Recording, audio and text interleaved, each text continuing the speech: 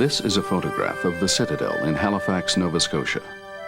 It was taken using a camera set up in a tethered balloon operated by a captain in the British Royal Engineers in 1883, at a time when Imperial troops were still garrisoned in Canada. It records the view from what is probably our very first military flight. But it wasn't until well into the new century that the government began to think seriously about military aviation. This was because so many inventors and fledgling aircraft manufacturers were constantly pestering them with their ideas and pitches and spiels. In 1907, the visionary inventor Alexander Graham Bell formed the Aerial Experiment Association. These were the two Canadian members of his team, Casey Baldwin and J.A.D. McCurdy. Using Bell's summer home near the hamlet of Bedeque in Nova Scotia as a base, McCurdy made the first Canadian airplane flight in the Silver Dart on the 23rd of February, 1909.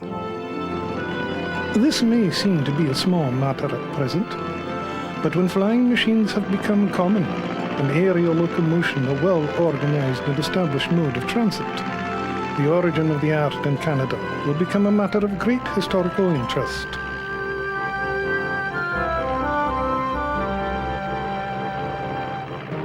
By 1909, we had our first formal aviation policy. The Department of Militia and Defense would support experiments in aerial navigation by providing men and equipment, but regretfully, no financial assistance could be given. Baldwin and McCurdy were invited up to Petawawa for the summer to conduct trials with their two flying machines, as long as they didn't interfere with the artillery ranges.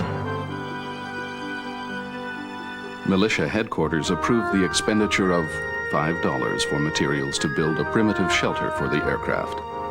The flights were not an unqualified success. In front of high-ranking observers, the Silver Dart lifted into the air 3 times, just the latest in over 300 flights. But it crashed on the 4th, never to fly again. Now it was the turn of Bedeque 1. The aircraft was rolled out at dawn the next day for its second flight. With McCurdy at the controls, it took off and flew fine for 100 yards or so, but suddenly it nosed up, stalled, and crashed. That was it for the Bedeque 1. Undaunted, the two flyers returned to Nova Scotia, where they continued development on the imaginatively named Bedeque 2. By November of the year 09, they had made more than 50 flights in it.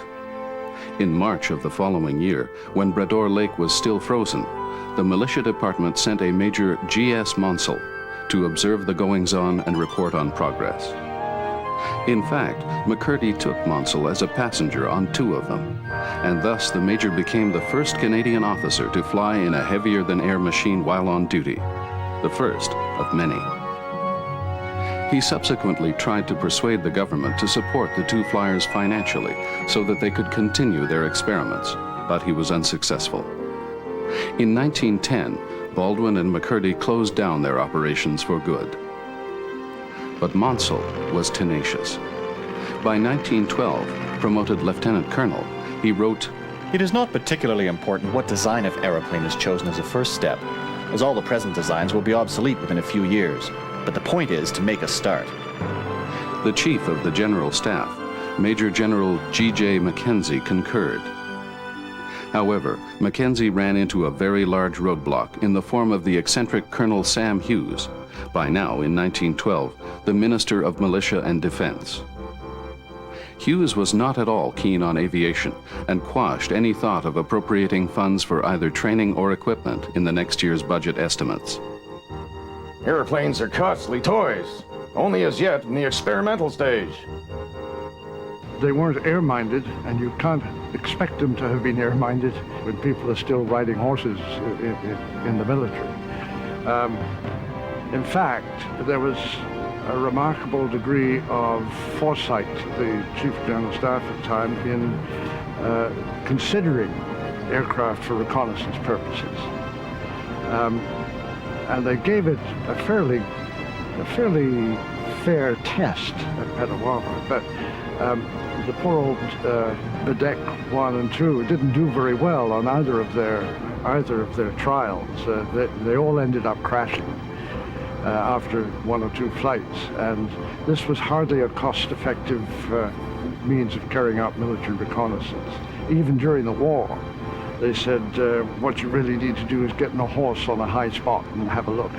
As a result of pre-war neglect, Canadian flyers did not serve as members of a Canadian expeditionary force led by its own officers and supported by the people at home. Instead, they fought and died as part of multinational British-led imperial forces. In the early days of the war, of course, all this national uncertainty was still in the future. With typical impetuosity, Sam Hughes seemed single-handedly to create a homegrown flying corps.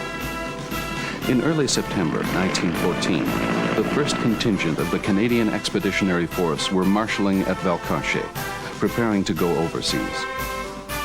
Hughes showed up to supervise the arrangements. He encountered 2 aviation enthusiasts and commissioned them on the spot. Mr. E.L. Janney is appointed Provisional Commander of the Canadian Aviation Corps with the rank of Captain, and is authorized to purchase 1 biplane with necessary accessories, entailing an expenditure of not more than $5,000. Janney immediately went to the Marblehead, Massachusetts plant of the Burgess Company and bought a Burgess Dunn No. 1. It was put on board a ship and taken to England along with the first contingent. The Canadian Aviation Corps, with its total establishment of 3, set itself up on Salisbury Plain along with the Canadian headquarters. But very soon the CAC was disbanded. Janney and his mechanic were discharged and sent home. Sharp asked for and got a transfer to the Royal Flying Corps.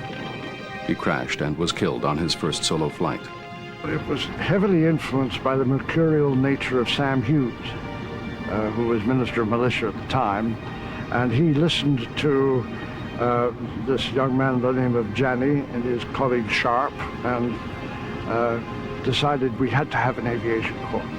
Consequently, we had a Burgess Dunn fly up from the States, crash, or not, forced land in the St. Lawrence River, and eventually get itself across to England by transport, and ultimately come to a sticky end at Camp Aldershot, and that was the end of the Aviation Corps until, of a Canadian Aviation Corps until 1918.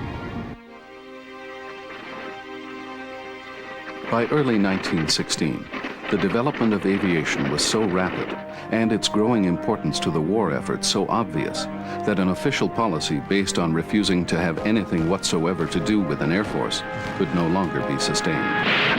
As Royal Flying Corps losses mounted, especially after the heavy casualties sustained during the First Battle of the Somme, Britain became more interested in recruiting flyers from Canada, not only for the RFC, but also for the Royal Naval Air Service.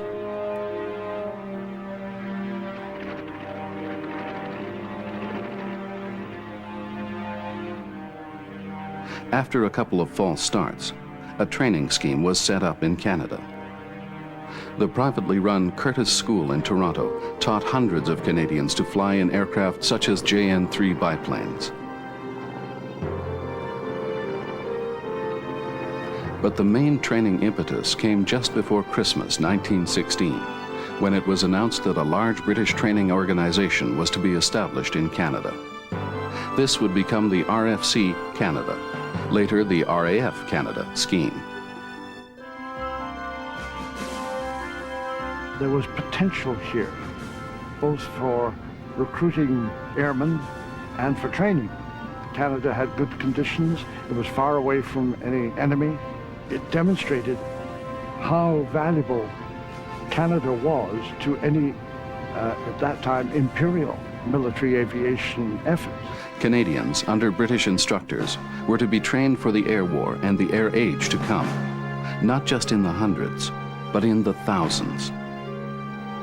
In December 1916, Canadian Aeroplanes Limited was established under the control of the Imperial Munitions Board.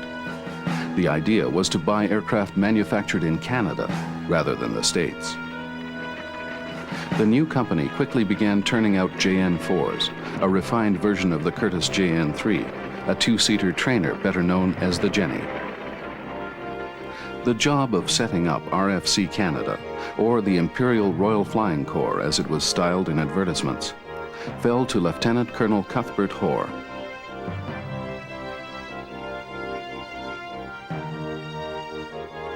This extremely able officer selected and established Camp Borden, later to become the senior air station of the Royal Canadian Air Force, within 4 months of his arrival in Canada.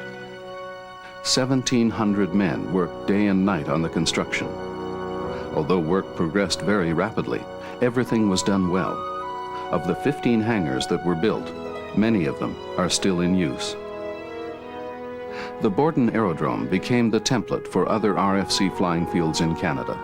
Hoare, thanks to his rather freewheeling initiatives, was able to set the precedent really for the British Commonwealth Air Trading Plan in the Second World War. But the first significance was that this provided a wonderful source of aircrew for Royal Flying Corps, Royal Naval Air Service, and it increased the numbers of Canadians in those services by a very appreciable amount.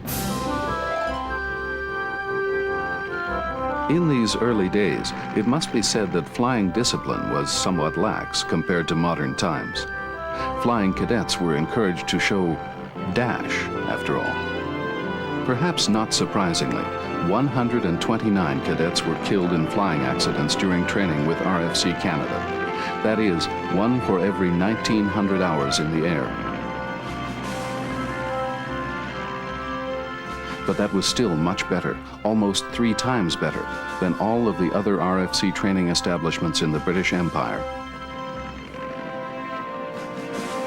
Of the 9,000 cadets enlisted in the RFC Canada training scheme, more than a third completed their flying training, and 2,500 were sent overseas, albeit as many as a third of them were American nationals eager to enter the fray. It's fair to say that their exposure to flying in this way nurtured the role of aviation in Canada in the post-war years to come. By late 1917, the first of the newly trained Canadian flyers were reaching England. From this point on, Canadian aircrew entered flying operations in steadily increasing numbers.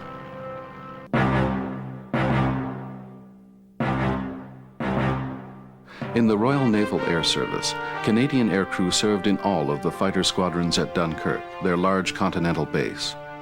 They went into action against German Zeppelins, seaplanes, and U-boats from bases on the east and south coasts of England, such as Felixstowe and Portland.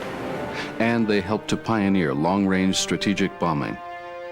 They flew a range of aircraft, such as Sopwith 1.5 Strutters, Camels and Pups, Short Brothers seaplanes, and flying boats such as this Curtiss H-12 Large America.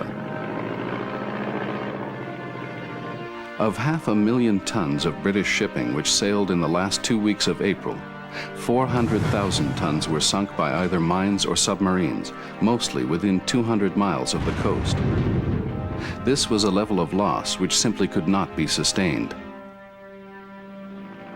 To counter these attacks, seaplanes, flying boats, aeroplanes of the RNAS, and non-rigid airships flew almost 4,000 patrols between the summer and December 1917. During 7,500 hours of flying time, 86 German submarines were spotted and attacks pressed home on 58 of them. It's estimated that more than 200 Canadian airmen were involved in these operations. Only one submarine, so far as I know, was sunk by the Royal Naval Air Service aircraft or RAF aircraft during the First World War. And it was sunk by a flying boat flown by 2 Canadians in the Channel. The really important thing was to keep submarines from surfacing in the vicinity of shipping. And they succeeded in this beyond all imagination. With air escort and convoys, they reduced the sinking rate to practically nothing. In the history of air power, there is perhaps nothing as controversial as strategic bombing.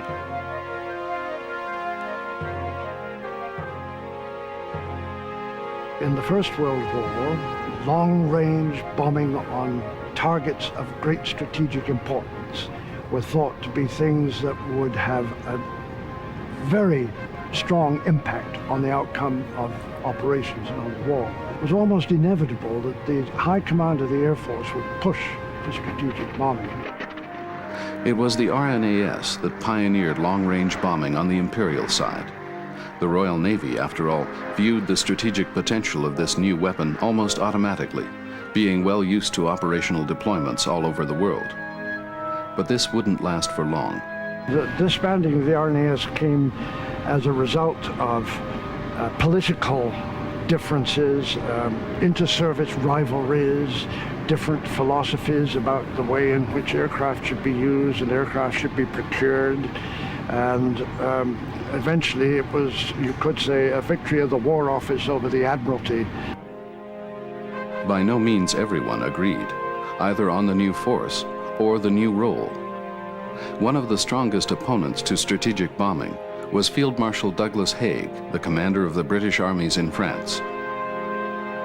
In my opinion, our military policy in aerial respects must be based on the principle that a successful end of the war can be brought about only by decisive victory over the enemy's forces in the field. I have no reason to suppose that the bombing of German towns, merely for the purpose of terrorizing the civil population, is a method of warfare which would be approved by His Majesty's government, nor would I recommend its adoption. And General Hugh Trenchard, Haig's commander of the Royal Flying Corps, thought that the push for the creation of a unified air force was part and parcel of the bigger push for a bombing campaign against Germany herself. This had been prompted by a public demand for reprisals in response to German raids, one of which over London had killed 66 school children on the 13th of June in 1917. Trenchard also maintained that the whole argument was based on the notion that the war could be won in the air as opposed to on the ground.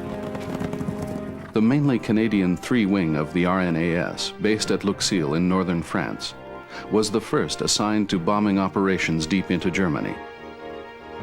And Canadians served in significant numbers during the RAF's bombing offensives of 1918, maintaining and flying aircraft such as the Handley Page 0400 and the de Havilland DH-9. The strategic bombing campaign was launched from a number of bases around the town of Nancy. It lasted for more than a year, during which time more than 500 raids were carried out. Typical of the bombing crew's experience is that of 104 Squadron's dawn raid on the 22nd of August. 13 DH-9s took off to bomb the BASF chemical works at Mannheim. Crossing the German lines, one aircraft was immediately shot down by anti-aircraft fire. 8 enemy scouts appeared and stood off, waiting to pounce on stragglers. In a little under 4 hours, the squadron lost 7 out of 12 machines. It was a scene repeated throughout the year. Total losses to the independent bombing force amounted to 458 aircraft. A British commission went to Germany shortly after the armistice on an inspection tour. After all the thousands of bombs and incendiaries that were dropped, they had expected to discover scenes of devastation. It is very noteworthy how surprisingly little serious damage has been done throughout 4 years of war, and on no occasion has a factory been forced to close down for more than a week as a direct result of bombing. It did not affect the output of the factories in any way. Canadian flyers began to appear in significant numbers toward the end of 1915. By 1917-18, when the war in the air reached its peak, the numbers and skills of Canadian air and ground crews were important elements in the RFC's successes. This is the Zeppelin Raider L-48. It fell to the guns of Torontonian Lieutenant Loudon Watkins of 37 Squadron on the 17th of June, 1917. It was her very first bombing raid over England.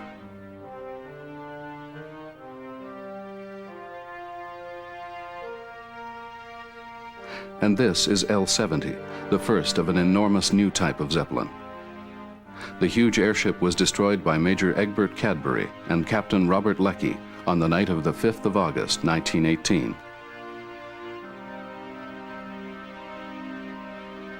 Of the 12 Zeppelins shot down by British aircraft in the course of the war, 6 were accounted for by Canadians, either individually or as part of a team. Aerial fighting was a special skill in which several Canadians won widely acknowledged distinction.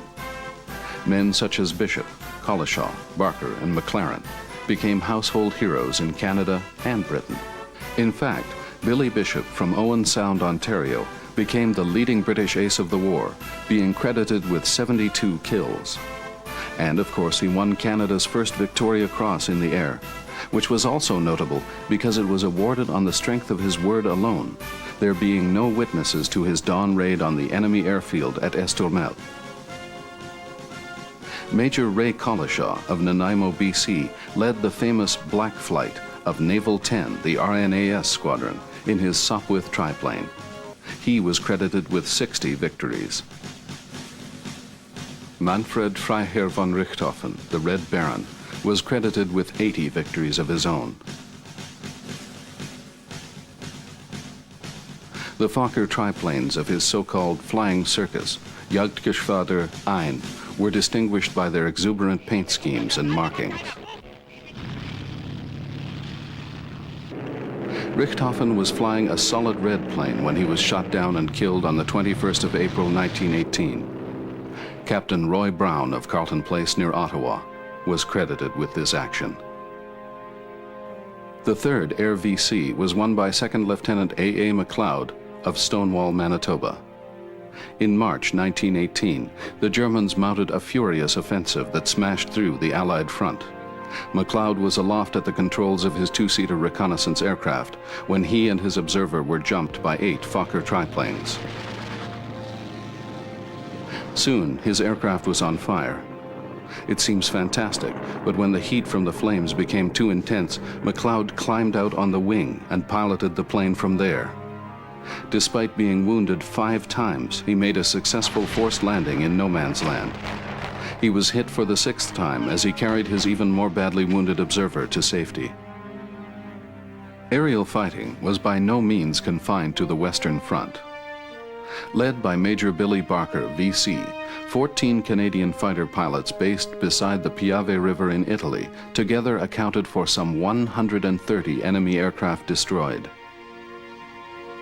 He won his VC in October of 1918, when, though wounded 3 times, he shot down 4 German aircraft before crash landing his Sopwith snipe behind the British lines near Valenciennes.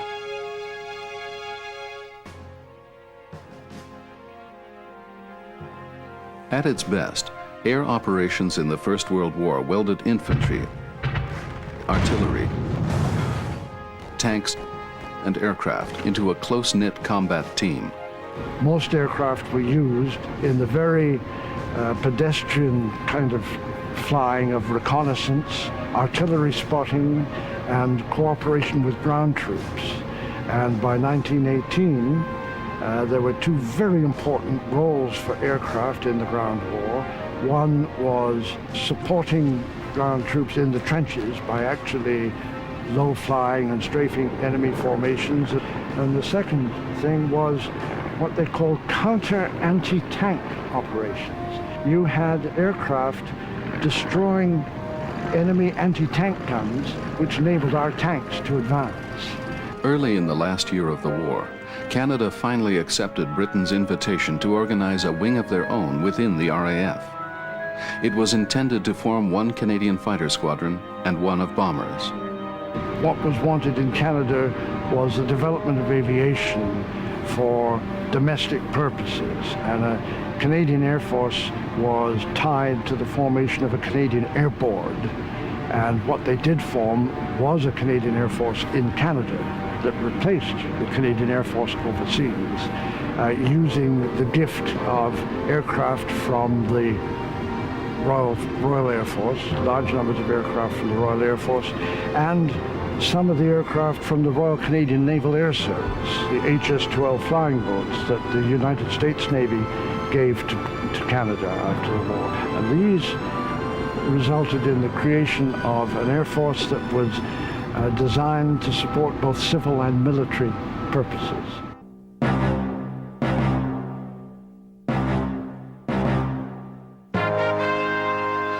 Then, just a few days after the armistice on the 11th of November, 1918, the Canadian Air Force was fated to have a precarious, unsettled, and temporary existence.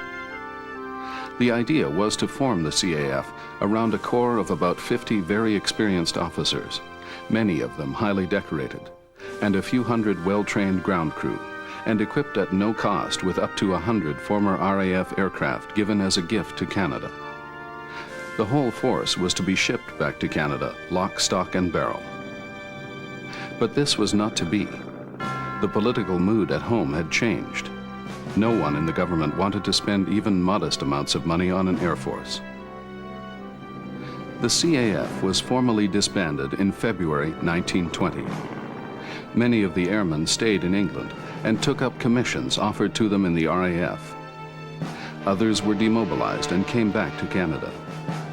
The result was a frittering away of valuable manpower, training, and equipment resources, which had cost millions to consolidate and would cost millions to recreate at a later date. A similar fate awaited the 1st Royal Canadian Naval Air Service, which had become operational on the 5th of September 1918. It was temporarily disbanded for more than a quarter century, not reforming until 1946. These were the cream of as many as 13,000 Canadian combat flyers who flew in the air services, along with many thousands more maintainers. One of the great gifts of the First World War was this enormous basis of airmen who had been trained and who were good pilots. Not all of them stayed in the business, but enough did that you had the nucleus on which to build. The CAF was an attempt to develop a Canadian Air Force in line with what had been developed in the way of military aviation during the First World War. The best way in which to build up air power, if you're going to use air power, is not simply to build a military aviation corps. You need to build up the infrastructure on which aviation works. So you had to have the industry, you had to have the equipment, you had to have the training and the men. Well, you had elements of all that from the First World War. In its early years, the CAF concentrated on pioneering aviation in an array of civilian-oriented tasks: forest patrols and fighting fires, aerial mapping, surveying and photography, medical rescue flights, and ice patrols. In addition, the CAF was responsible for overseeing the development of the entire field of Canadian aviation, everything from registering civil aircraft, supervising aircraft design and construction, and helping to create a national network of interconnected airfields along the populated southern latitudes of the country. Very little was done in the way of military flight training, although in May of 1923, the first course of provisional pilot officers began at Camp Borden. They were the first new pilots to be trained in Canada since the end of the war. It did, however, maintain something of its military identity. From the beginning, the force granted its own commissions, wore its own light blue uniforms, and used RAF ranks, ensign, and motto. In early 1923, the royal sobriquet was applied for and granted. And on the 1st of April, 1924, King's Regulations and Orders for the RCAF came into effect. Its permanent force component had an establishment of 66 officers and 194 airmen. As far as the general public was concerned, it was suspicious of flying and particularly amazed by aerobatics. With the delivery in 1927 and 28 of 8 Armstrong Whitworth Siskins, the possibility of creating an RCAF formation flying team was raised by headquarters and taken up enthusiastically by the pilots and crews at Camp Borden. In 1931, the Siskins were the high point of a Trans-Canada air pageant and flew some 35 shows at airfields right across the country. Canada, indeed North America, could no longer assume immunity from attack from the air simply because of the transoceanic distances separating the continents. And naval forces on their own could not possibly ensure protection because of the speed and surprise with which air raids could be mounted. The Chief of General Staff, General MacNaughton at the time, was very conscious of the importance of the air weapon in carrying out Canadian defense policy. That the only way you could respond quickly to a threat on either of our coasts was by air. Major General A.G.L. MacNaughton became a champion of air power and soon launched a set of new planning initiatives. By the summer of 1932, a staff officer at Air Force Headquarters had completed a draft plan. The primary role of the new military-oriented RCAF was to be home, essentially coastal defense. A secondary role would be participation in an expeditionary force for service overseas. But the need for new equipment was becoming acute.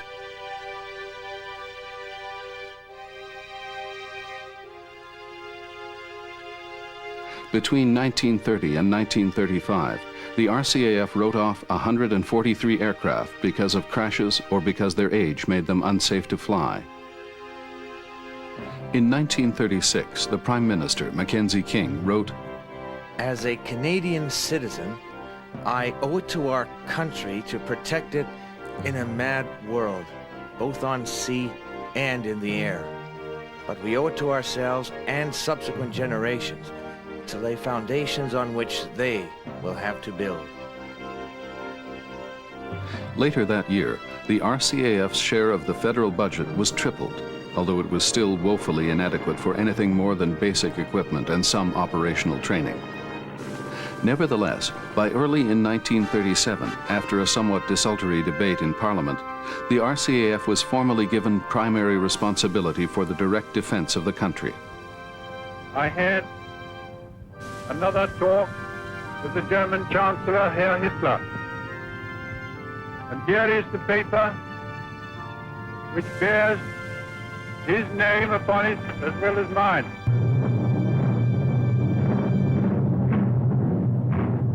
The Munich crisis of September 1938 concentrated military planners' minds wonderfully, and the inadequacy of Canada's air defenses became all too apparent. It was quickly realized that the RCAF had to be transformed, and fast, into an efficient and modern military organization.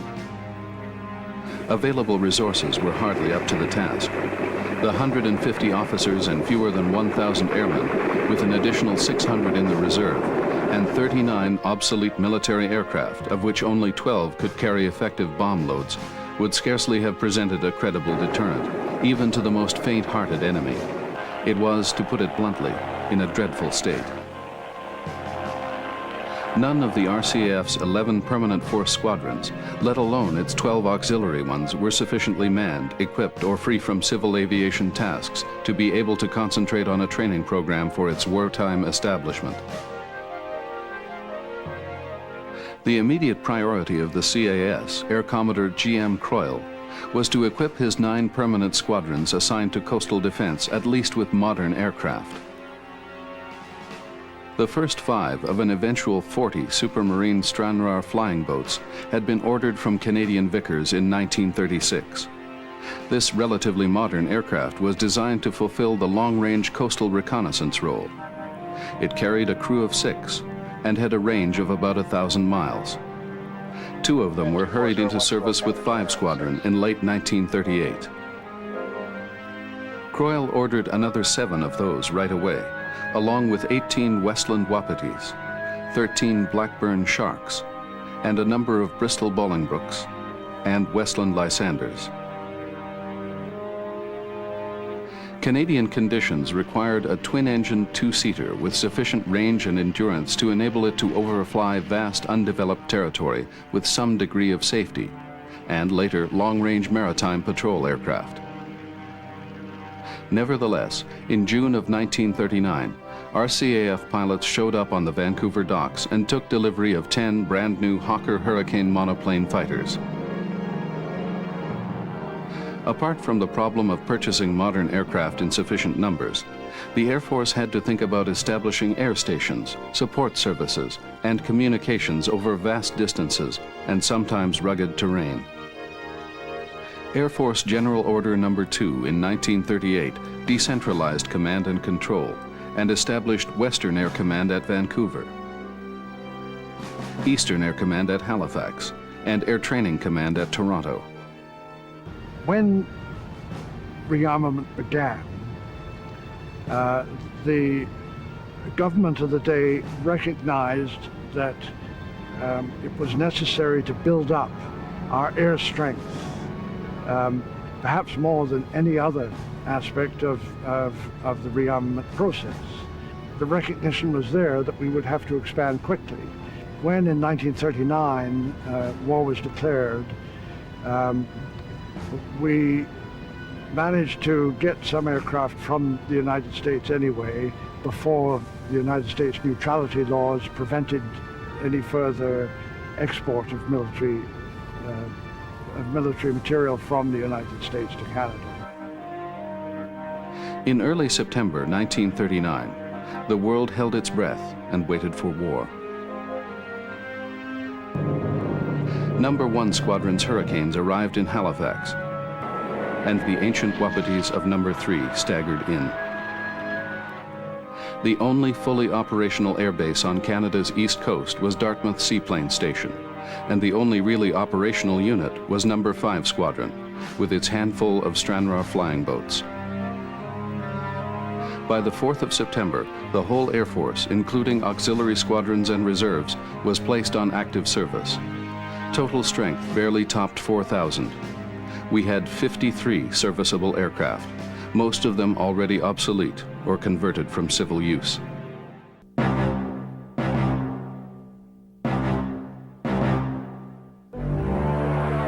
Rumänien, Jugoslawien, Russland, Bulgarien, Türkei, Irak, Arabien, Syrien, Palästina, Ägypten.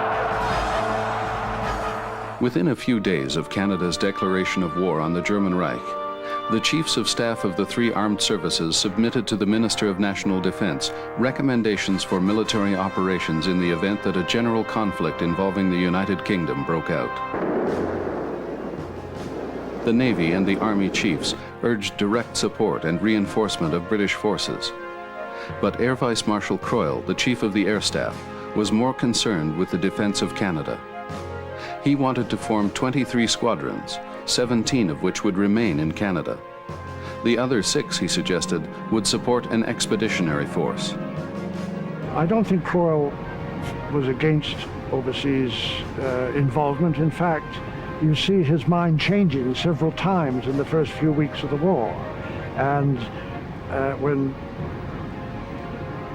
when he finally comes down one side or the other, it's on the side of having an overseas expansion. But all this was soon pushed to the background. It quickly emerged that the RCAF's main function, at least initially, should be the setting up of the British Commonwealth Air Training Plan. Created in December 1939 after rather tortured negotiations between British and Canadian representatives, the BCATP was a truly massive undertaking. Canada, even then, was interested in the bottom line.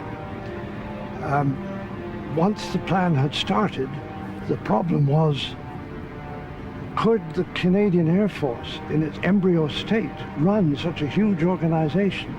And indeed, it proved quite a task. And for the first 2 years, a lot of help had to be obtained from the Royal Air Force until 1942, when the first part of the agreement was over. They had a conference and changed the circumstances so that Canada virtually took over the entire plan. Instead of having British bases in Canada training people as well as Canadian, they became all Canadian after 1942. Not only was Canada an ideal place for it, close to Britain from terms of across the Atlantic Ocean, rather than being as far away as Australia, where some of the training was taking place, southern Rhodesia, where some of the training was taking place, and also, of course, close to the United States, where they could get industrial support for what they were doing. The Frost was barely out of the ground in early 1940 when construction crews moved onto the new sites on the prairies and in the sparsely populated regions of Ontario, Quebec, and the Maritimes to carve out the runways and erect the hangars. 3,500 training aircraft were required right away. All the planes Britain could spare were shipped over, and an assortment of other types were acquired one way or the other. Soon, trainees were taking first flights in planes like this de Havilland Tiger Moth, and going on to more advanced single and multi-engine machines. At the same time, middle-aged bush pilots were taxiing non-flying aircrew around the prairie skies as they learned to shoot or take star sights or make crackly contact with their towers. In the spring of 1943, the Flying Control Branch was established in the RCAF. Prior to this, air traffic control wasn't considered as a distinct profession. ATC assistants were from general duty trades, and a pilot was always in the tower to keep an eye on things during flight operations. 31 BC ATP flying units were in operation by the end of 1940, a truly fantastic achievement. The first pilot class graduated in September of that year at Camp Borden. The first observers graduated at Trenton in October, along with the first air gunners, navigators, and wireless operators from other camps. At its peak, in 1943, nearly 100 flight training schools had been set up across the country. BC ATP staff exceeded 100,000, a ratio of 15 support personnel for every one pilot trainee. In the year before war broke out, the RCAF had trained a total of 45 pilots. By war's end, over 130,000 aircrew had passed through the system, 73,000 of them Canadian. The remainder consisted of British, Australians, New Zealanders, and those who had escaped from their homelands before the Nazi occupations. Of all the Commonwealth aircrew trained during the Second World War, 45% of them flew first in Canada. Without a training scheme of this kind, it would have been very difficult to continually provide aircrew for the very heavy demands of the operational theaters, especially in light of the heavy casualties we suffered. The BCATP made, in terms of numbers, an enormous contribution to achieving air superiority. The training of Canadians got better as time went along, their efficiency got better, whereas the enemy was suffering very heavy casualties himself, and consequently new aircrew were coming into operations with less training, they were less efficient, and you had the double effect of numbers and quality versus declining numbers and declining quality on the enemy side. The RCAF Women's Division was formed in July of 1941, initially as the Canadian Women's Auxiliary Air Force. Its purpose was to train women to take over a number of varied tasks from office support to aircraft maintenance, so that men may fly, as the recruiting posters put it. Many women did serve overseas, at RCAF headquarters in London, and on stations within No. 6 RCAF Bomber Group in the north of England.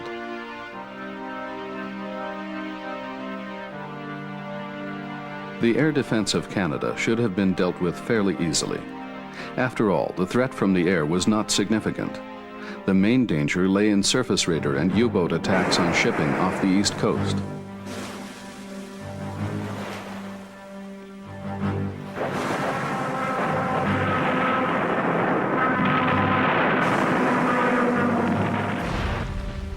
The fall of France and the impending Battle of Britain concentrated our strategists' minds, and material assistance was sent to Britain with all dispatch. This was the right decision. Had Britain fallen, North America would have had a big problem.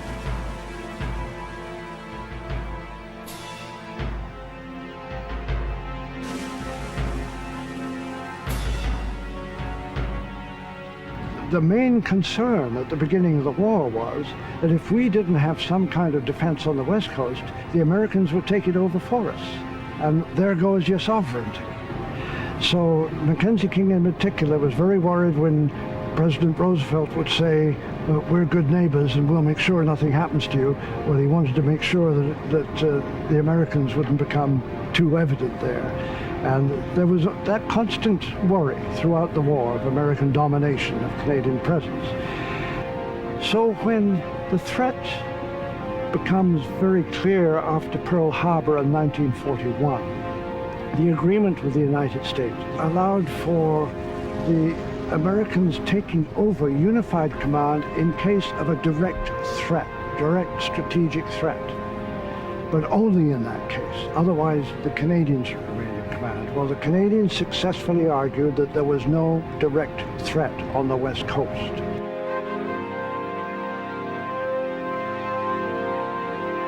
Paradoxically, Canada ended up with too many of the wrong resources. Our home defense fighter squadrons grew far too large. We created a home defense air force that was top-heavy with non-frontline fighters, such as these Kitty Hawks.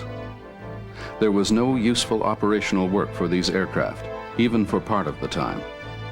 Our chiefs of staff shared the opinion of the British chiefs of staff that the Japanese would be far too concerned in Southeast Asia, putting all their resources there to be able to do much more than conduct raids against the west coast of North America.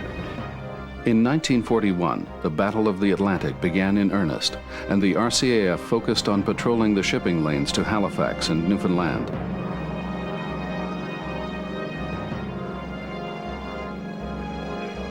The very active East Coast Theater of Operations suffered from a shortage of both aircrew and materiel in its vital anti-submarine role, especially as the Battle of the Atlantic reached its crisis in the spring of '43, and the Allies were striving to close the mid-Atlantic gap. Once again, Eastern Air Command's efforts in these types of operations were only partly successful, and their results did not match up to those achieved by Canadians flying with RAF Coastal Command, which they sought to emulate, at that time, the most successful maritime air force in the world. But up until the last 2 years of the war, Canadians had to fly underpowered, ill-equipped machines through some of the world's worst flying weather, trying to provide air cover to Allied shipping and protect it against submarine attack on the western side of the Atlantic. You had 5 squadrons flying out of Halifax, Stranraers, and they had very little direct contact with the Navy, except that they knew they were supposed to be flying escort over convoys, and this they did, quite competently, but there was no submarine threat in that part of the world at that time. When the submarine threat started appearing, then you started to have problems because the Air Force and the Navy remained relatively independent. The Air Force sent its detachments and its squadrons to Newfoundland and to the Maritimes. The Navy set up its base in St. John's, and they did have joint operational control rooms, but not until mid-1943, after an Allied Anti-Submarine Survey Board had been to Canada and made some severe criticisms of the Canadian system, did they begin to work properly together. Aircrew in Eastern Air Command managed to achieve a great deal in spite of these obstacles. They went from lumbering up and down the Nova Scotia coast in planes like these Douglas Digby's in 1939, to striking directly at the enemy in mid-Atlantic just 4 years later, using the latest equipment in up-to-date aircraft.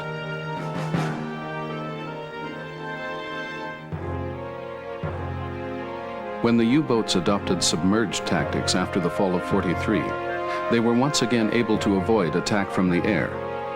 To counter this, Canadian-based maritime patrol squadrons got the famous Lee lights as well as centimetric radar technology for their very long-range Liberators. However, the U-boats knew they were there, and the success of our East Coast-based patrols must be measured in terms of shipping that was not sunk, as opposed to U-boats that were. This part of the RCAF's operational history cannot be concluded without mention of what's known as the ultra-secret, and the intelligence about U-boat operations which was delivered well in advance from cracking the secret German Enigma codes. Despite this fantastic source of information, the lack of combined operations between the Navy and the Air Force on the East Coast meant that opportunities were almost certainly lost. That being said, By war's end, the RCN's total score for U-boats sunk stood at 28 and the RCAF's at 27.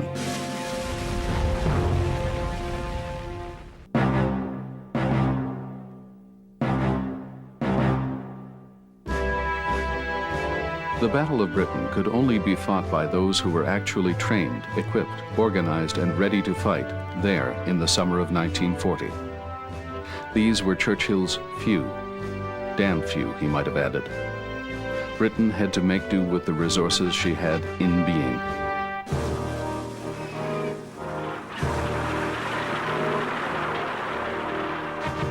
It's an odd fact that on the day war was declared, there were more Canadians serving as commissioned officers in the RAF than the total number of officers in the RCAF. 3 in every 100 RAF officers were Canadian.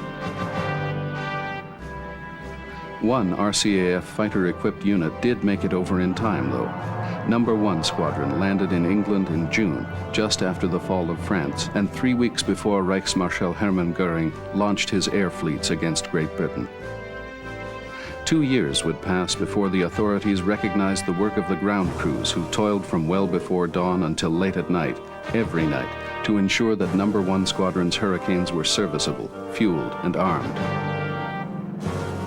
The senior maintenance NCOs of A and B flights were singled out. Flight Sergeant C.M. Gale was mentioned in dispatches, and Flight Sergeant S.R. Birdies received the British Empire Medal.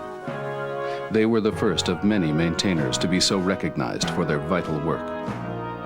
As well as Number 1 Squadron, Number 242 Canadian Squadron of the RAF under Squadron Leader Douglas Bader and other Canadians scattered throughout fighter, bomber, and coastal commands were Canada's contribution to that crucial battle. Before it was won, at the end of October, 47 Canadian pilots and aircrew had lost their lives. 242 Squadron went into action on the first day of the battle and scored victories. Number 1 was held back for more operational training, a lesson learned from committing green pilots too soon to combat flying in the First World War. But the Canadians were soon thrown into the fray. Number 1's score for the battle was 29 German aircraft shot down, as against 15 Hurricanes lost and 2 pilots killed.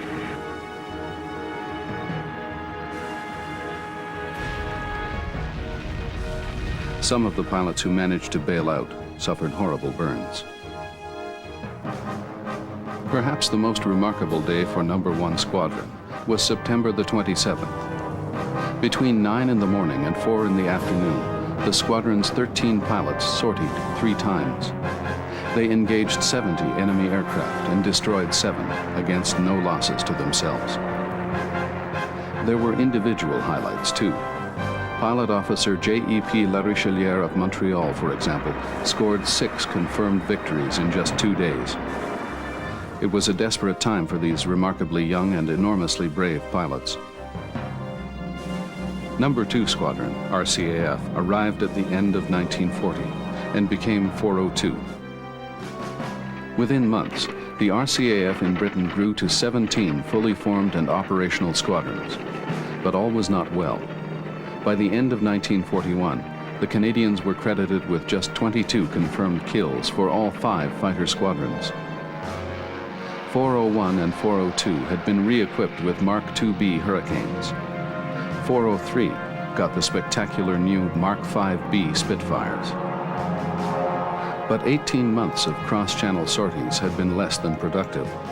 The older, more experienced Luftwaffe pilots in their Messerschmitt 109Fs proved more than a match for them, outperforming the Hurries and at least equaling the Spits.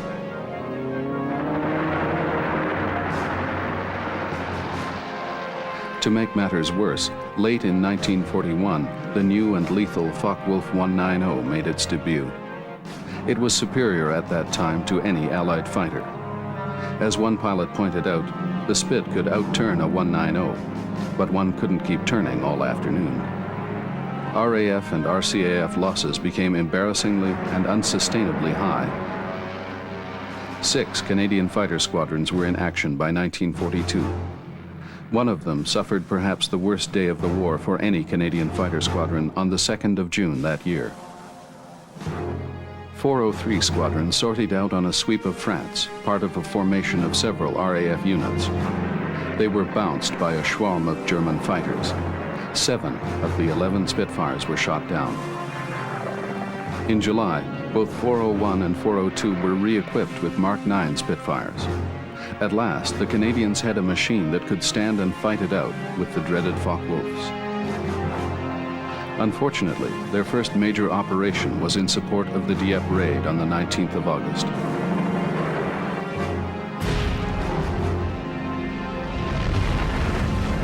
It was a disaster for Canadian flyers, as well as Canadian soldiers.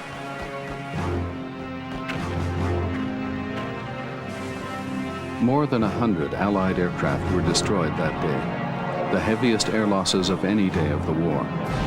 The RCAF lost 13 aircraft and 10 pilots. In the meantime, Buzz Burling had been making a name for himself with the RAF in Malta. He was a natural pilot and a superb shot.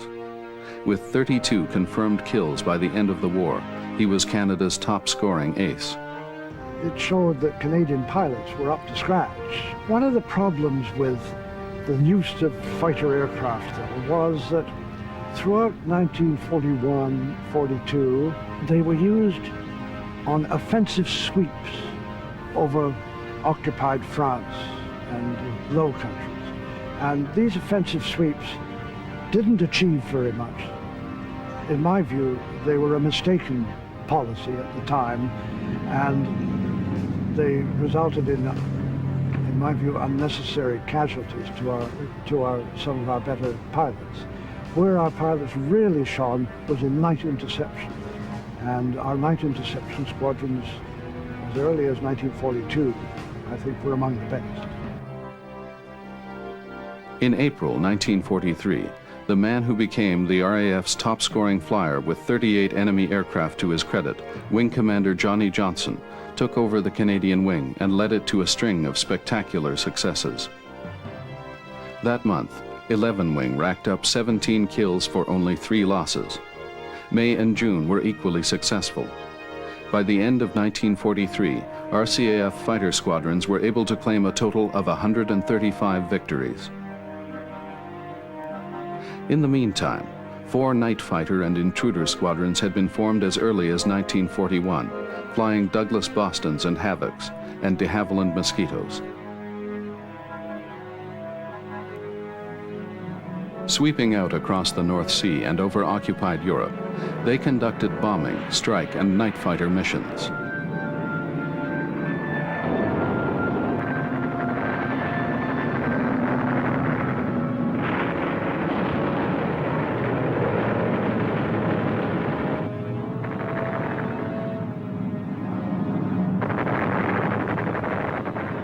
In 1944, 418 Squadron downed 103 enemy aircraft, making it the most successful RCAF fighter squadron of the war. 2 Army Cooperation or Reconnaissance Squadrons were formed in 1941, and a third the following year. They flew Curtiss Tomahawks. These aircraft weren't really up to facing the enemy's machines, and the units saw little action until 1942, when the first North American Mustangs began to arrive.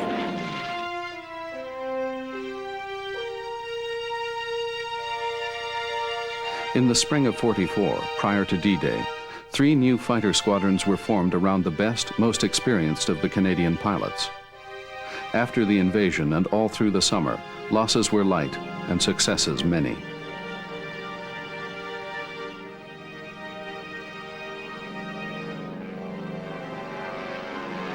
The frighteningly powerful Napier-engined Hawker Typhoon was in service now, and flown by 438, 439, and 440 squadrons. Its 20-millimeter cannons and rack-mounted rockets made it a formidable ground attack weapon.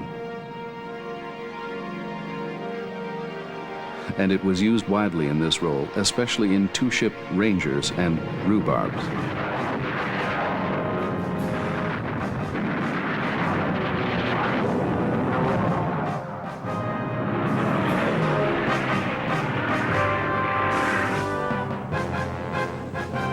418 Squadron, in their Mosquito 6s, made a specialty of intercepting and downing V-1 buzz bombs, either by gunfire or by flying alongside them and flipping them over with their wingtips. This stopped when the pilots heard that the Germans were putting detonators on the V-1's stubby wings. 418 bagged 68 of them. 2 reconnaissance units were organized early in the war for RAF Coastal Command using consolidated Catalinas, and later the stately short Sunderland flying boats. 2 Canadian Sunderland squadrons, 422 and 423, were based first in Islay in the Inner Hebrides and later in Northern Ireland at Castle Archdale on Lough Erne. They served from 1942 on, flying anti-submarine patrols over the western approaches. Eventually, 6 RCAF squadrons were formed within Coastal Command and shared in the destruction of 9 U-boats in the eastern Atlantic. Large numbers of Canadian aircrew flew with RAF Coastal Command squadrons.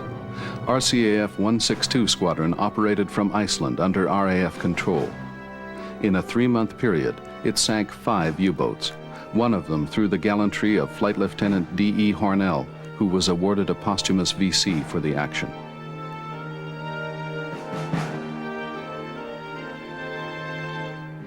In June of 1944, Hornell spotted a U-boat on the surface somewhere off the Shetland Islands.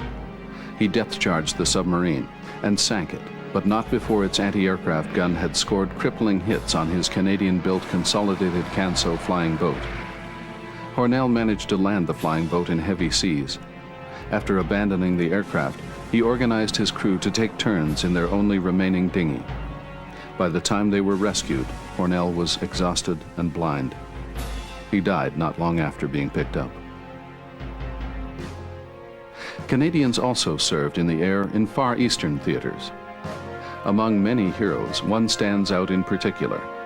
Flight Lieutenant Burchill became the savior of Ceylon, now known as Sri Lanka, when he spotted a Japanese task force en route for the island from his Consolidated Catalina flying boat. Before he was shot down and made a prisoner of war, he managed to get off a radio message which allowed the island's forces to organize a defense, which in the end saved the day.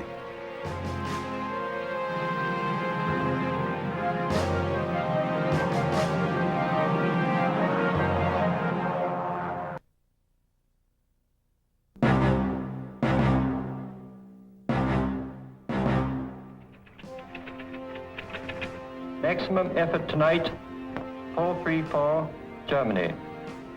Target.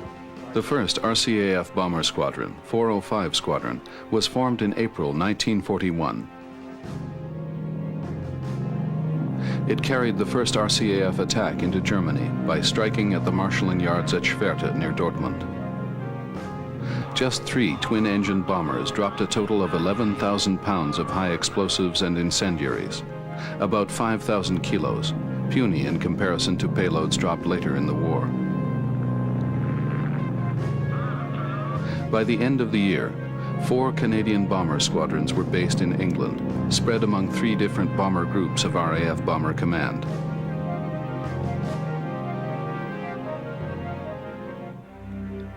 On the night of May the 30th, 1942, Air Chief Marshal Sir Arthur Harris, Bomber Harris, launched the first 1,000-bomber raid into Germany.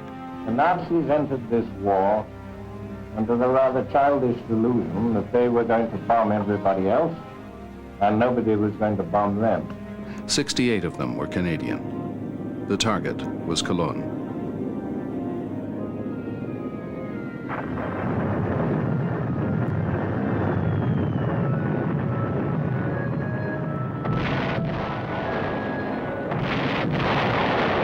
By late 1942, most squadrons, including the French-Canadian 425 Squadron, had begun converting from the twin-engine Vickers-Wellington to the formidable 4-engined Handley Page Halifax Mark II. On New Year's Day, 1943, the famous No. 6 RCAF Bomber Group was created as a purely Canadian group. The formation of 6 Group was the success, eventually, of getting at least partial Canadianization of the RCAF overseas. An enormous proportion of our pilots flew with 4 Group, for instance, flying Halifaxes rather than 6 Group. An enormous proportion of our pilots flew with British squadrons elsewhere. And by the end of the war, we still hadn't solved that Canadianization problem. The RAF handed over 7 flying stations dotted around the hills and dales of Yorkshire in northern England. By March, it had 9 squadrons flying Halifaxes and Avro Lancasters. Commanded first by Air Vice Marshal G.E. Brooks, and later by the First World War fighter ace Air Vice Marshal C.M. McEwen, 6 Group eventually included 14 squadrons of heavy bombers. 405 Squadron was detached to form part of the Pathfinder force, but kept its Canadian identity. It was led by one of Canada's renowned wartime flyers, Wing Commander Johnny Fauquier. The group's first missions were against the submarine pens at Lorient in occupied France. There was public pressure for strikes against these heavily reinforced installations, even though the RAF would have preferred to hit the Hamburg shipyards where the U-boats were being built. The bombers went over on 5 nights in January, sometimes flying through the dirtiest weather. Of course, even after some 2,000 bombers had dropped their loads on Lorient and flattened the town itself, the pens remained intact and the U-boats continued to sail to and from them. In March, a massive combined Anglo-American bomber offensive was given the go-ahead at the Casablanca Conference. This allowed the Allied air forces to set aside morale breaking in favor of a wholesale destruction of Germany's war industries. It was designed as a year-long softening up in advance of an invasion of Europe. Strategic bombing was an inevitable policy in the Second World War.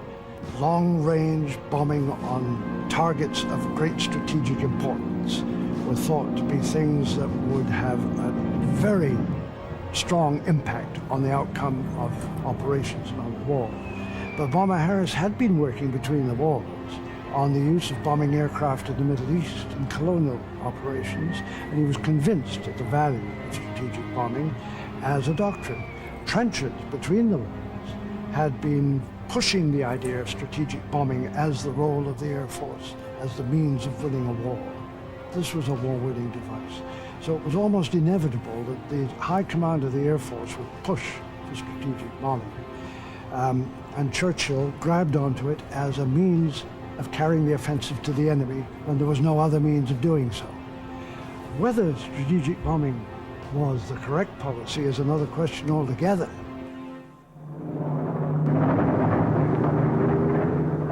Bombing did become more accurate, thanks to the Pathfinder's target marking techniques and better radar.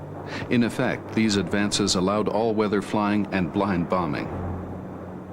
6 Group flew missions against the industrial heartland of the Ruhr Valley and against cities such as Essen, Stuttgart, Wilhelmshaven, Hamburg, Mainz, and Berlin, Turin in northern Italy, and Caen in the south of France, to mention but a few. Peenemünde is on the edge of the map up there. There on the blackboard, you'll see a large sketch. They struck at the V-weapon sites at Peenemünde on the Baltic coast, losing 10 bombers on the way home to night fighters, and raided logistical and communication centers on the eve of D-Day. In July and August, the city of Hamburg was just about obliterated by successive Allied raids. The use of window gave the bombers a big edge against the German defenders. Like today's chaff, window was simply metallized strips of paper that, when dropped from the bombers, cluttered the radar screens of German ground controllers and seemed to fill the air with echoed images. Which ones were the real bombers? On each raid, the heavies dropped their bombs on the still burning fires of the previous night's raid. Columns of smoke rose 4 miles into the air. Allied casualties were light. Destruction of the target was near total. Secret German estimates tried to describe the indescribable. The overheated air stormed through the streets with immense force, taking along not only sparks, but burning timbers and beams, so spreading the fire farther and farther, developing in a short time into a fire typhoon such as was never before witnessed, against which every human resistance was useless. But it didn't all go the bombers' way. In the winter of 1943-44, the Battle of Berlin was waged, involving repeated nightly raids against the capital. Distance, bad weather, and increasingly sophisticated defensive tactics resulted in only qualified success. Certainly, the damage done to the city was nothing compared to Hamburg. At the same time, 600 RAF and RCAF bombers were lost. The Germans exacted a measure of revenge for Hamburg on the night of July 28th. On a raid over the docks which were under reconstruction, the Canadian group contributed more than 200 aircraft and lost 22 of them to flak and fighters, their heaviest losses in the whole war. It was a very grim experience. There is no doubt that you had to adopt a fatalistic view in order to go out night after night. And if you completed your tour of 32 operations, you were a very lucky person or a very skillful pilot or in a crew with a very skillful pilot. I've talked to a number of these pilots, and certainly the skill of the pilot had a great deal to do with the survival rate of that crew. Ground crews are the unsung heroes. One of the things that Johnny Folke used to emphasize when he talked about Canadian airmen's accomplishments in the Second World War, he was, of course, was a great Pathfinder leader, was that the ground crew had been ignored and they should be getting much better recognition than they did.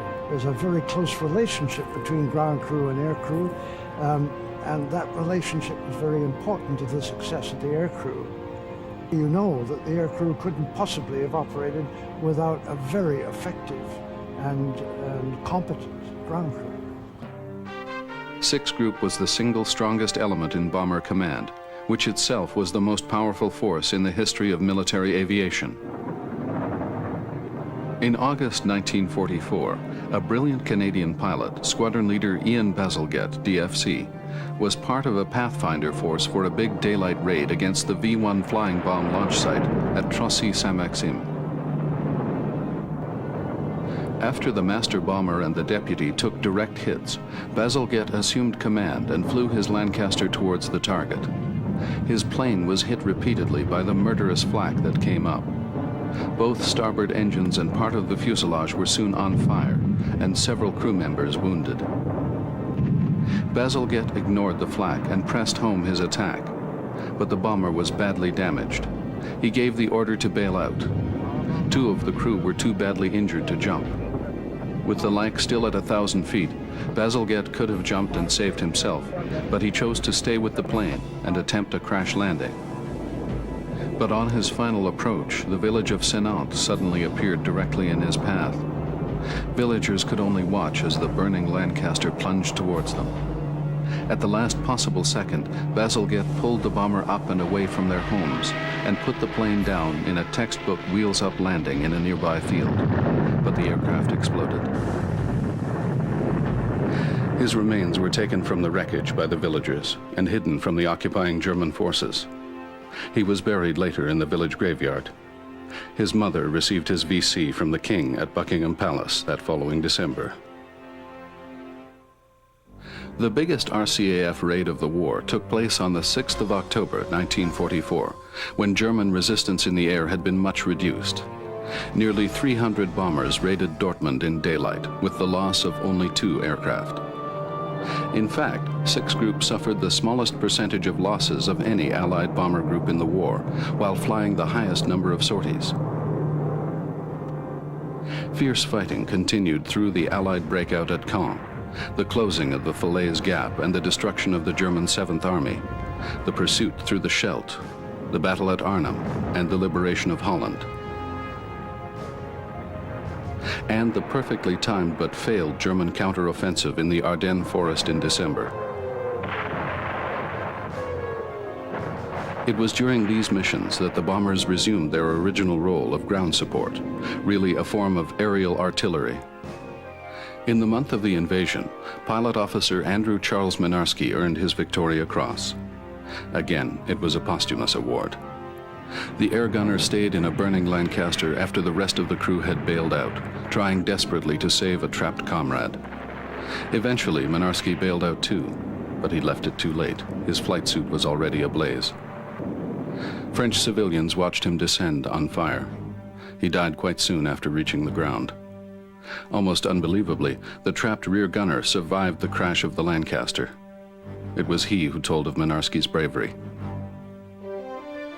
428 was the first squadron to go home. Bomber Harris saluted them as they took off. 215,000 Canadians served in the RCAF during the war, including more than 17,000 women.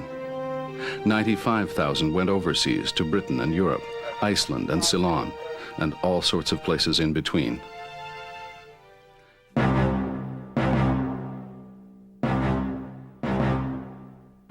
After the war, the RCAF was reduced to an establishment of just 16,000 and resumed its traditional peacetime activities: aerial photography and survey, transport, Arctic resupply, and search and rescue.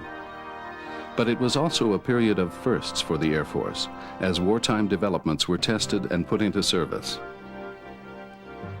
Rockcliffe's #1 photo establishment was probably the most modern air survey photographic laboratory in the post-war world. In 1946 alone, it photographed more than 400,000 square miles of Canadian territory and processed over 1 million prints. The RCAF took delivery of the first of an eventual 85 Vampires in January 1948.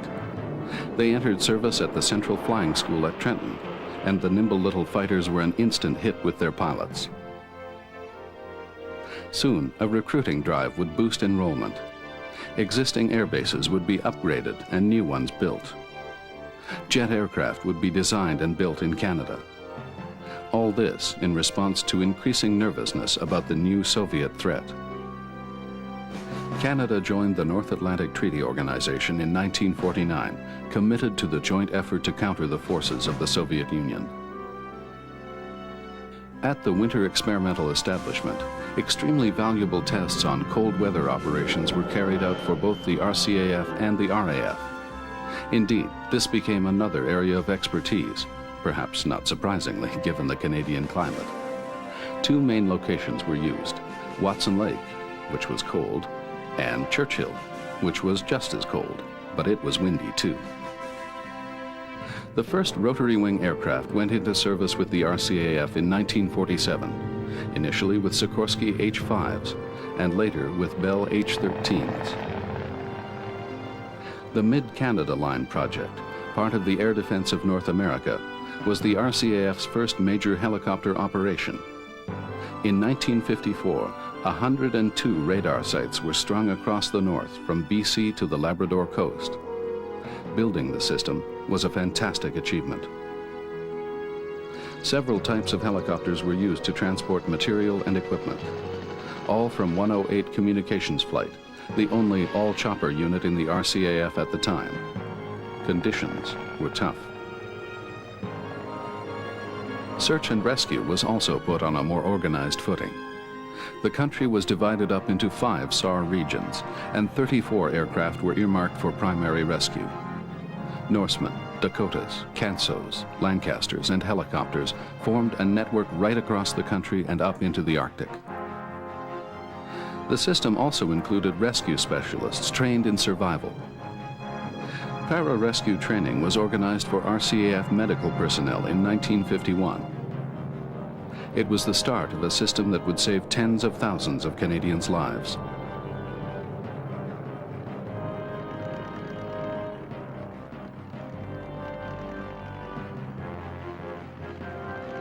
Enormous progress was made in the late 40s and 50s in polar navigation, another area where the RCAF gained worldwide recognition.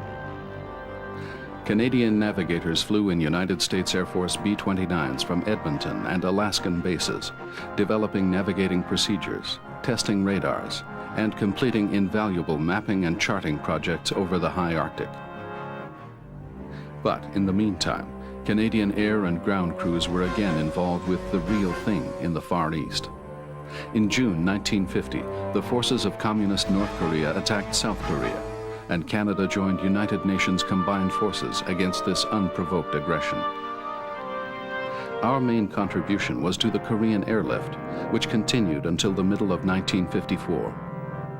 RCAF North Stars flew between McChord Air Force Base near Tacoma, Washington, and Tokyo, using the northern route via Alaska and the Aleutians, or the southern way via Wake Island and Hawaii.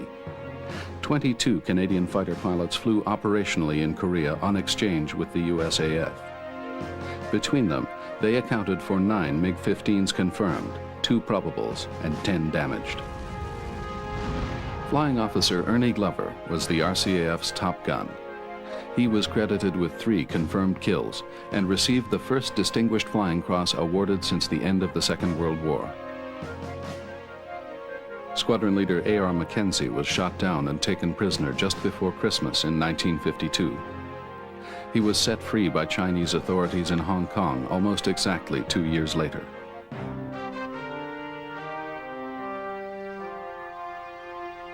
In May 1951, the RCAF began recruiting women for the first time since the war.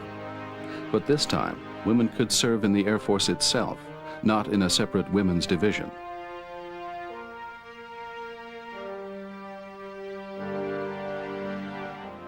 The RCAF Blue Devils aerobatic team was formed using vampires from 410 Squadron at Saint-Hubert. They performed at many air shows in Canada and the US between 1949 and 1951. They were instant hits. At about this time, Air Force Headquarters ordered the development of an all-Canadian, all-weather long-range jet interceptor for the air defense role. This would eventually become the Avro Canada CF-100. After a difficult flight test program, the CF-100 entered service with No. 3 Operational Training Unit in North Bay in late 1952. In 1950, the government decided that Canada would provide an air division to our forces in Europe. 4 wings of 3 squadrons each flying the latest fighter, the F-86 Sabre jet. The first Sabres went to 410 Squadron in May 1951. By early summer of the following year, 3 Canadian Sabre squadrons were in England flying as part of RAF Fighter Command, the first swept-wing fighters to fly with the RAF. In the 50s, our Air Force had a very clear mission. We had a very high reputation for the competence of our air crew in Europe. We were a founding member of NATO, and the equipment we had was first-rate. So it was a period in which the Air Force really felt that it was carrying out a really important national role. Certainly, the RCAF was regarded very highly by its allied air forces in NATO in the 50s. Fighter Group pulled off some impressive mass Atlantic crossings in this period. Whole wings of Sabres leapfrogged from Uplands and Saint-Hubert through Goose Bay, Keflavik, and Prestwick, landing at temporary bases at Grotonken in France, or Zweibrücken and Baden-Sollingen in Germany. We were 63 Sabres in all, led by 3 DFCs, Edwards, McKay, Middlemans. On October the 1st, we took off from Goose in sections of 4, with the sections 5 minutes apart. It was an exhilarating time. We were mostly just sprogs, and there we were, heading out over the ocean in single-engine fighters, heading for Greenland. Finally, late in 1954, the division came together at Marville in France and began receiving the new Orenda-powered Mark Vs in their warlike camouflage paint scheme. They were faster and could fly much higher than the Mark IIs, up to 50,000 feet. Not long afterwards, an important naval aviation milestone was reached. In October 1956, the first Canadian-built anti-submarine aircraft rolled out of de Havilland's in Toronto. This was the new Tracker, CS-2F, built under license from Grumman. With the introduction of Banshee fighters for air defense and the Canadian modified Trackers, along with an experimental unit of 6 helicopters for ASW, the Naval Air Branch seemed to be ready to take its place within one of the most capable small navies in the world. On the 17th of January, 1957, the powerful, renamed HMCS Bonaventure was commissioned in Belfast under the cranes of her builders, Harland and Wolff. By October, final modifications had been made and flying operations commenced. They would continue for 13 years. The Sabre jet seemed to symbolize the golden years of the RCAF through the 50s and into the 60s. Certainly, the Golden Hawks formation flying team displayed the necessary élan. Formed to commemorate the 50th anniversary of powered flight in Canada, they flew 65 shows through the summer of 1959. They were good. Newspapers called them the best in North America.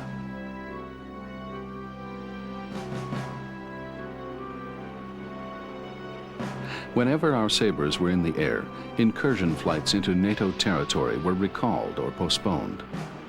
The Soviets knew the MiG was inferior, and as for the cocky Canadians, they were sure they outmatched the Soviets in fighting spirit. It was not a universally joyful development when Ottawa decreed in 1956 that one squadron of each wing in Europe would have to give up their Sabres and re-equip with CF-100s to give NATO a frontline all-weather interceptor. Maritime patrol and anti-submarine warfare flying was re-established at Greenwood in the early 50s. Avro and de Havilland modified scores of Lancasters for the task.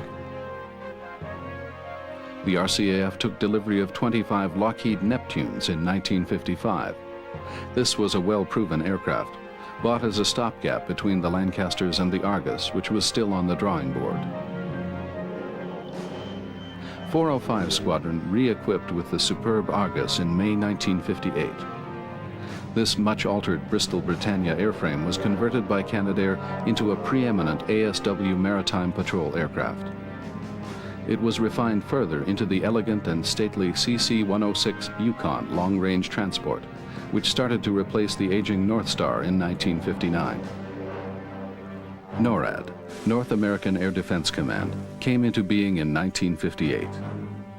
Data from the Defense Early Warning Line, the Mid-Canada Line, and the Pine Tree Line radar stations were fed into underground headquarters in Colorado Springs and regional stations such as North Bay. NORAD, the North American Air Defense Agreement, was designed to provide air defense against Soviet attack against North America over the pole. It meant very large American presence on Canadian soil and the presence of fighter aircraft capable of intercepting enemy aircraft working in very close association with the United States Air Force. NORAD had a profound effect on the employment of the RCAF. It meant we were tied in absolutely like that with the United States Air Force. Our doctrine was the same, our attitudes were the same towards air fighting.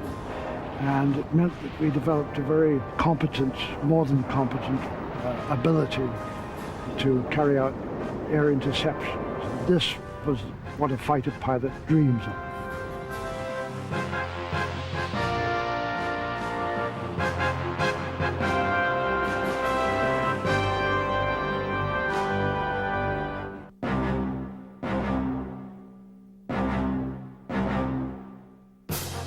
In 1953, Air Force Headquarters planners realized that the CF-100 would need to be replaced within a very few years.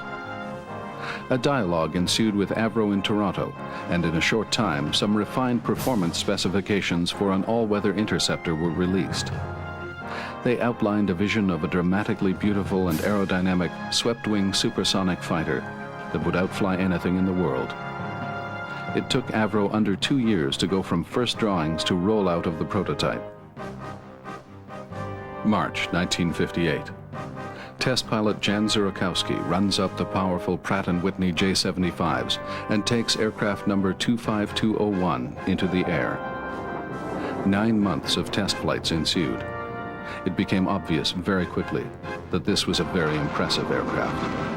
But, as everyone knows, on February the 20th, 1959, the Conservative government of John Diefenbaker canceled the program. Orenda's Iroquois engine was also canceled. My personal opinion is that the government had no choice but to cancel the Aero project. I feel that it had gone too far by the time the government decided to cancel it. It was extremely expensive, far more expensive than the Canadian government could afford, and all we were talking about was the airframe. We hadn't even talked about the what went into the airframe, and that would have been another very expensive load. So I think it was a prudent decision by the government at the time, unpopular and very hurtful to the Canadian aviation industry, no question about it. But we got into something that was over our head, in my view. Why they cut out the final airframes is something that nobody has been able to answer. One can speculate.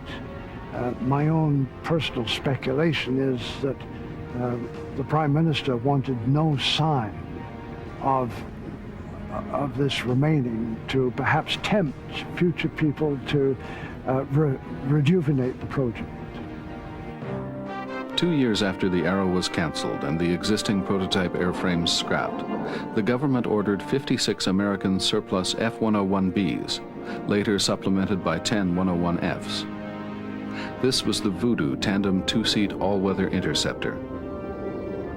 By May 1962, the Voodoo had replaced the last NORAD CF-100 squadron, number 413, at Bagotville. The Voodoo's role as a high-altitude interceptor was based on the idea that its twin Pratt & Whitney J-57 turbojets would get it to its operational height very quickly. It had a climb rate of 36,500 feet a minute. In the early 70s, several squadrons were disbanded as the concept of détente between NATO and Soviet-led forces came into vogue.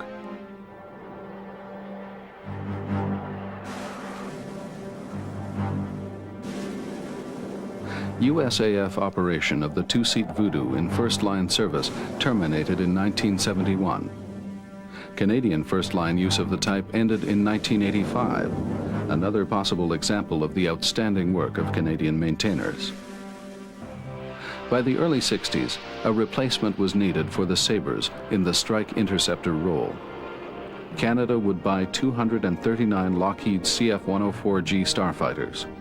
They would be built in Montreal by Canadair, who went on to produce them for other countries as well. In January 1962, the first 104 was delivered to Cold Lake. Over its career with the RCAF and with other air forces, the starfighter gained a reputation as a widowmaker, perhaps understandably. More than half of them crashed. With its single J-79 engine, the starfighter was more like a missile with a man in it than a plane. Its stubby wings were about the same size as its vertical fin. The dead-stick landing speed was 240 knots. Its performance was pretty impressive for a multi-role all-weather fighter. With a top speed of around 1,150 miles per hour, the aircraft was versatile enough to be used in the ground attack role by the RCAF, really our main contribution to NATO for over 2 decades. The big thing about the Cuban Missile Crisis is what it shows about the civilian-military relationship in Canadian defense policy. And it's quite clear that members of the Canadian cabinet during the Cuban crisis did not understand what their agreements with the United States implied for them. Consequently, they made delays that harmed our relationships within the military alliance and weakened our credibility with our allies and made the job of the RCAF in subsequent years, cooperating with the United States Air Force, much more difficult than it had been in the past.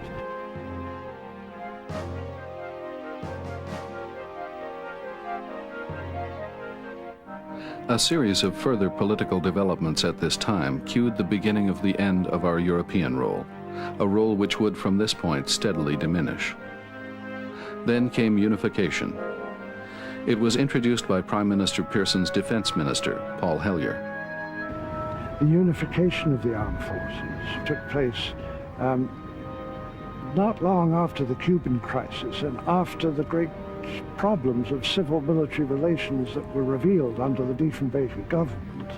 What he did was very damaging to immediate morale in the forces and certainly led to a great deal of turmoil, and no one really knew what was happening for a long while in Canadian Armed Forces policy. Integration was a good thing in the eyes of the military. Unification among many of them was too much, too fast. Of course, by the time unification was being implemented in 1968, the hoped-for savings were never realized in the way Hellyer had intended.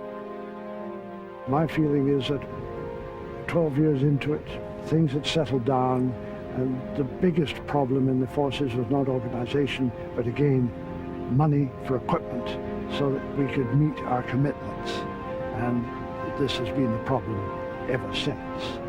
Mr. Trudeau's approach to defense policy and to NATO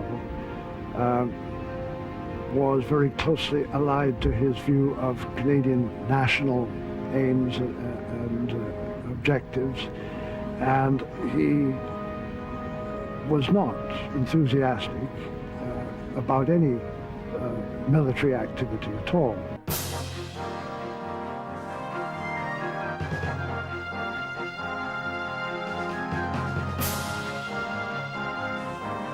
The early to mid-60s were also one of these intensive disposal periods when several of the fleets reached the end of their life cycles.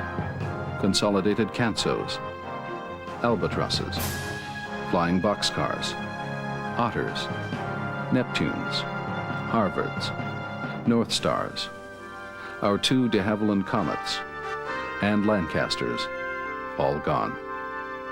The last of the magnificent Sabres flew in '67. The Golden Centenaires were formed for the national celebration. The team crisscrossed the country in their blue and gold Tudors, delighting crowds everywhere. The Red Knight was a crowd pleaser too. Starting in 1958, this spectacular red-painted T-Bird flew solo aerobatic demonstrations at air shows and other events until 1970. 17 pilots performed the role, 3 of whom were killed. In the mid-60s, a host of new aircraft began to arrive. The de Havilland Caribou, and later the Buffalo, the Cosmopolitan, the Hercules, the RCN Sikorsky Sea Kings, and the Army's Voyageurs. The Canadair CL-41 Tutor, Canada's first homegrown jet trainer, and the Dassault Falcon jets. 115 Northrop F-5A Freedom Fighters were ordered in 1966 to replace the RCAF's Starfighters, along with 46 two-seaters, designated the CF-5D. Powered by 2 General Electric J85 engines, boosted with afterburner to 4,000 pounds of thrust each, the F-5A was an attempt by Northrop to reverse the upward complexity cost spiral in single-seater fighter design. Even when the aircraft were delivered 3 years later, the CF-104s weren't replaced at all. 2 new squadrons were formed instead, and the Starfighters kept on flying. On the 20th of September 1969, while in the midst of intensive NATO exercises in the North Sea, the crew of the Bonaventure found out via CBC radio shortwave that their ship was to be scrapped.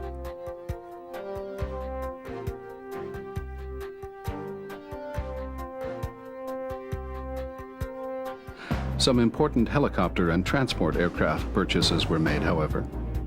5 Boeing 707s were bought to replace the Yukons in '71. 2 of these were later converted to tankers.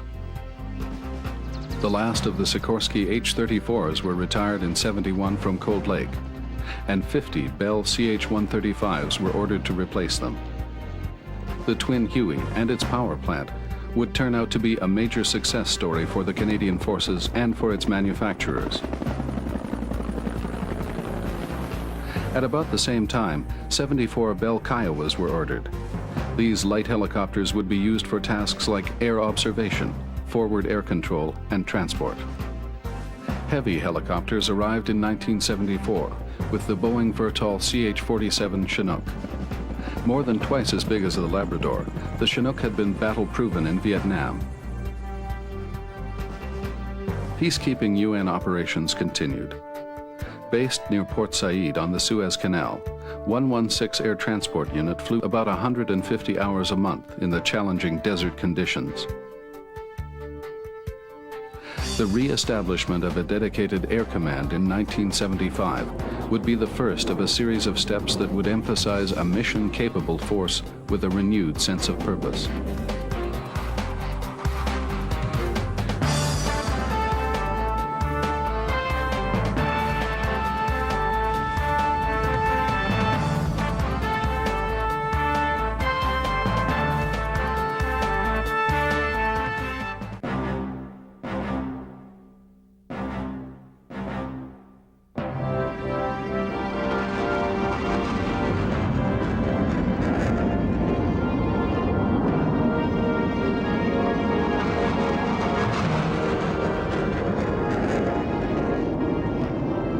With the formation of Air Command in 1975, the Air Force regained its sense of purpose and unity.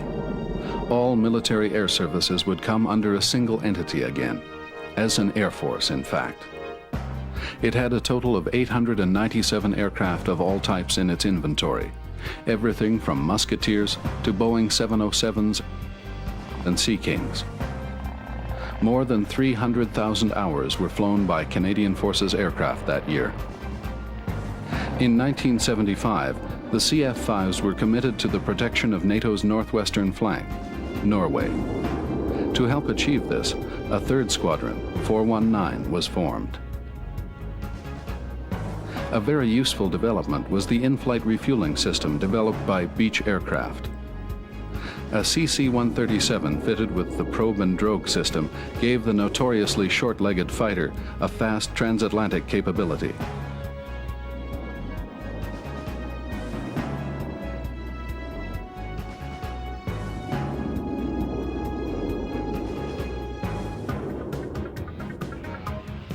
No sooner had the Arrow been canceled and the Voodoos, Starfighters, and CF-5s ordered in its place than planning began to replace almost all of them with a new advanced fighter. In April 1981, the first CF-18 was handed over to the CF at a ceremony at Uplands. Designed to carry Sparrows and Sidewinders, a 20mm M61 six-barrel rotary cannon, and up to 17,000 pounds of ordnance, it was a formidable dual-purpose aircraft, well suited to Canada's unique flying conditions and operational roles. It's rather like the situation between the two world wars when we acquired Siskins, so that we would keep the capability, whatever the threat, which is unknown. You can't forecast what aircraft are going to be used for. You have to have an aircraft that is adaptable to various kinds of roles to meet the unexpected crises that are thrust upon them. And yes, I feel that it's necessary to have a multi-role aircraft, particularly in times of uncertainty when you don't know what the future is going to hold. Female candidates selected for pilot training arrived at Portage-la Prairie in November 1979. All three went on to Moose Jaw and qualified on the Tutor, the first women to become military jet pilots in Canada. Search and rescue is always a 24/7 job. SAR became better organized in the 70s and 80s, and SAR-techs and air crews enhanced their already glowing reputations for performing rescue missions with bravery and skill.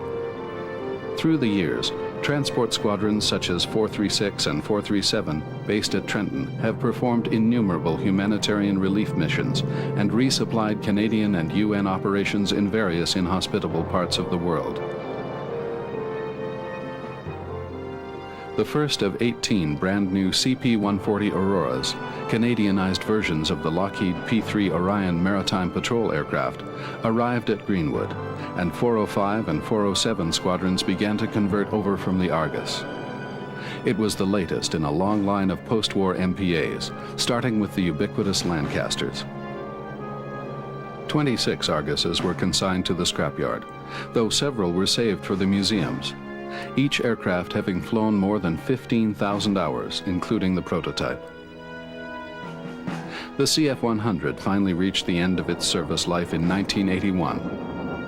While the airframe could have carried on indefinitely, Orenda no longer had the capability of rebuilding the engines. They were all flown to their very last hours. The Voodoos began to be ferried to Mountain View for disposal in 1982. The final flight of a starfighter in Canada occurred in October 1983, and in 1986, one Canadian Air Group's starfighters in Europe were replaced by CF-18s.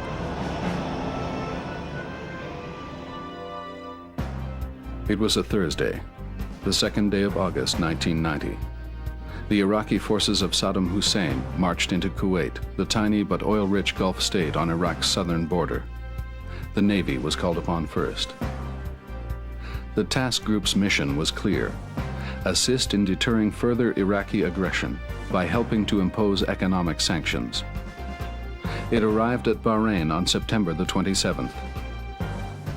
Just a few days later, the ships embarked on their first operational patrol in the central area of the Arabian Gulf, monitoring and intercepting shipping inbound and outbound from Iraqi ports. By the end of hostilities, the task group had conducted nearly 1,900 interceptions and 22 boardings of suspect vessels. The night detection capabilities of the Sea Kings helped to account for this excellent record. Coincident with our ships arriving in the region, Canada sent a tactical fighter squadron to the Gulf to provide air cover. On October the 6th, the CF-18s of 409 Squadron took off from their base in Baden-Sollingen, Germany. A few hours later, they landed at a military airfield near Doha, the capital of Qatar, one of the small emirates on the western shore of the Gulf. This would be the Canadian Air Task Group's Middle East base for the duration of operations in the Gulf. The first combat air patrol was flown the next day, October the 7th. Tensions mounted through the fall. In mid-December, 409 Squadron handed over to 439 Squadron, which had flown out from Baden-Sollingen and departed for Germany. And a further 150 personnel from Cold Lake flew in via Bahrain to augment the Air Task Group. Early in January, the Chief of the Defense Staff ordered the deployment of 6 more CF-18s from 416 Lynx Squadron in Cold Lake to the Gulf, bringing the total number of fighters to 24 and creating the Desert Cats. At the same time, one of the CC-137 air tankers from 437 Squadron in Trenton was deployed. This allowed the fighters to increase their combat radius. It was also used to refuel Allied aircraft. Hostilities commenced early on the morning of January the 17th. Baghdad was hit hard by aircraft and Tomahawk cruise missiles launched from American battleships. Up to this point, the primary role of our fighters had been to conduct combat air patrols in the central Gulf, providing air cover to the Canadian Naval Task Group. But on January the 23rd, this role was expanded to include sweep and escort missions in support of other elements of Allied air forces. It was the first time Canadian combat aircraft had flown operations over enemy territory since the Korean conflict. The last major commitment of Canadian forces came on February the 20th in support of the final act. Canadian CF-18s would join the aircraft of 9 other coalition air forces in carrying out ground attack missions. Once again, Air Transport Group scheduled the long flights from Germany, this time airlifting bombs. It soon became clear that flying combat air patrol over the ships was of limited value, in that there had been very little sea-air cooperation training between the Navy and the Air Force, in spite of the fact that we were unified forces. And the results of that operation were indecisive. The conflict in the former Yugoslavia also provided ample opportunities for the Air Force to contribute to operations. For example, between 1992 and 1995, when the Multinational Peace Implementation Force was established, the Air Force deployed 2 CP-140 maritime patrol aircraft to the Mediterranean, Based alongside the aircraft of other NATO partners in Sigonella in Sicily, the 405 Squadron Auroras helped to enforce UN embargoes imposed against the belligerents, flying up to 10-hour sorties over the Straits of Otranto and the Adriatic. And Hercules humanitarian relief flights were made into Sarajevo, many of them under combat conditions. After the stabilization force took over from I-4, flights continued directly between Trenton and Zagreb, the capital of Croatia, using 437 Squadron's newly acquired Airbuses, designated the CC-150 Polaris. Other operations followed. Somalia in '93, and Africa during the operation to help repatriate Rwandan refugees from the eastern Congo in the winter of 1996. And Griffins from 430 Squadron have conducted a wide variety of operational duties in Haiti as part of our peacekeeping force there.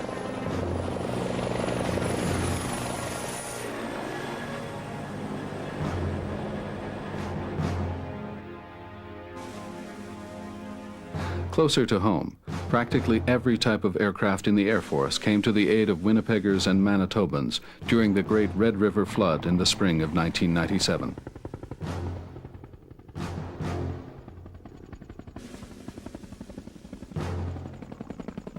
Of course, 1924 is not the birth of military aviation in Canada. Both military and civil aviation have been closely linked from the very beginning.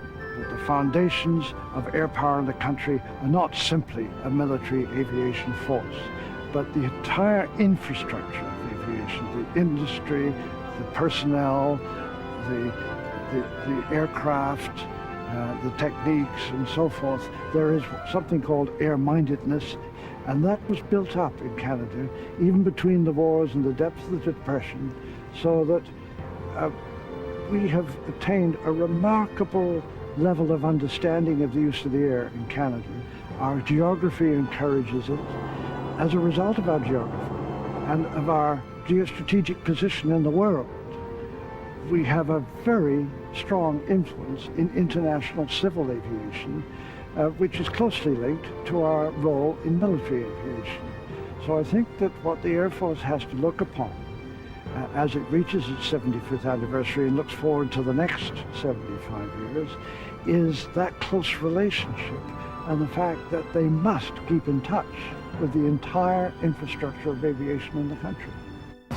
In an unpredictable world, it's difficult to say what the Canadian Air Force will look like in the future, what its role and purpose will be. But one thing is sure. Its men and women will continue to demonstrate that unique Canadian approach to any task. It's an approach that gets the job done, anytime, anywhere, whether it's beside a gravel airstrip in the high Arctic, a broken runway in Central Africa, or in the thick of it in trouble spots around the world. It's all part of our country's tradition of service in military aviation, a tradition that goes back a century, that protects all Canadians, that helps victims of war and catastrophe, and goes like an arrow through the hearts of all who fly, and all who love the miraculous fact of flight.